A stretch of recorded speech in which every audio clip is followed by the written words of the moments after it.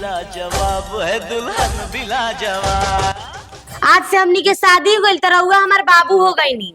ऐसा हम तहार बेटा हो गई, अपना माई का बेटा ना हई। अरे हमरा कहे के मतलब वो नहीं खे, रउआ अपना माई के बेटा हई, लेकिन शादी हो जाला नु तो मेहरारू अपना मर्द के प्यार से बाबू सोना कहेली सन। अच्छा, प्यार से बाबू सोना कहेली सन। आखी सिया जाली सन तो अपना मर्दा के का कहेली स हो? का कहेली सन? नाती के बेटा साफ दोगले हुआ। अच्छा ये दादा समझ गईनी, हम तहर बेटे हई।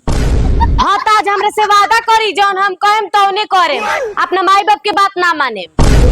अच्छा ठीक बा, आज के बाद अपना माई बाप के बात ना माने। जब तू ही हमार नौकी माई मिल गईलू तो वो लोग के बात मान के का होई हो? अच्छा ठीक बा हमार बाबू चली। सबने भी खूब जोड़ी बनाई है जनाब।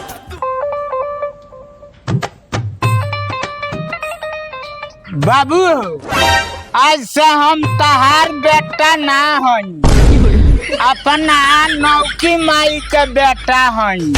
नौकी माई?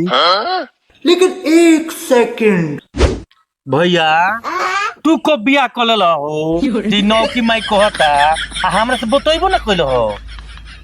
हम कहा नया बियाह कइले बानी रे, देखी कौन हिया। बाप रे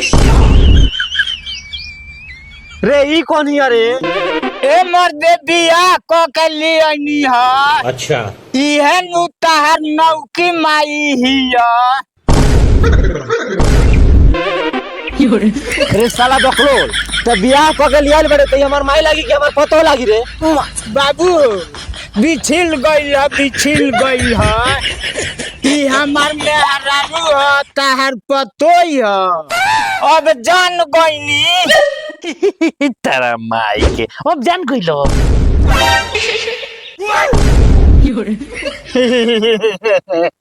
तारा माई के चाचा हम जान गनी, जान गनी। बुझाता कि घर भर के साफा बकलोले बड़ा से नहीं, जैसे भागले ठीक बा। आई बा जा बाबू, मौगी का हमार भाग गई। ए माई रुको हो, रुको हो।